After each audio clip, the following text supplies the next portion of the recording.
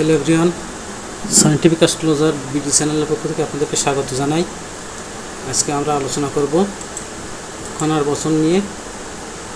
খনার বচনের এই পর্বে থাকছে শস্য গণনা, শস্যদের রোপণ ও কাটবার সময় নিরূপণ। শ্রাবণের পুরো ভাদ্রের 12 এর মধ্যে যত পারো, অর্থাৎ শ্রাবণ মাসের পুরোই মাস জুড়ে এবং ভাদ্র মাসের 12 তারিখ পর্যন্ত ধান্য রোপণের উপযুক্ত সময়। 16 চাষে মূলা, তার অর্ধেক তুলা, তার অর্ধেক ধান, বিনা চাষে পান। অর্থাৎ 16 বার চাষ প্রদান করলে ভূমি উপযুক্ত হয় মূলা চাষের জন্য। তার অর্ধেক তুলা অর্থাৎ 8 বারে তুলা এবং তার অর্ধেক ধান অর্থাৎ 4 বার চাষ দিলে ধান চাষের উপযুক্ত হয়ে যায় জমি। এবং বিনা চাষে পান অর্থাৎ পান বিনা চাষেই ভূমি উপযুক্ত থাকে পান রোপণের জন্য। আষাঢ়ে কাড়ান নামকে, শ্রাবণে কাড়ানে ধানকে, ভাদ্রে কাড়ান শীষকে, আশ্বিনে কাড়ান কৃষকে। অর্থাৎ আষাঢ় মাসে যদি কাড়ান অর্থাৎ ধান রোপণ করা হয় তবে নামে মাত্র ফল হয়।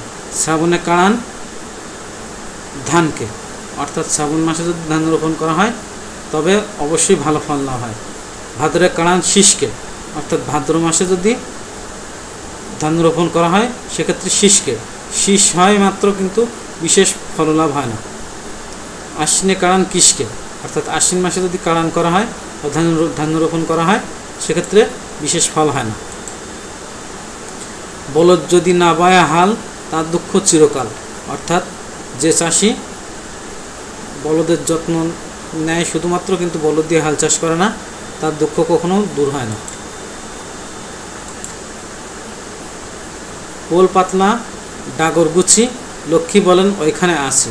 অর্থাৎ ধানের যদি ডাগর গুছি অর্থাৎ গুছি মোটা হয় এবং পাতলা পাতলা হয় সেক্ষেত্রে ওই ধান খুব ভালো সুলক্ষণ যুক্ত, তাই বলা হয়েছে লক্ষ্মী বলেন ওইখানে আছে।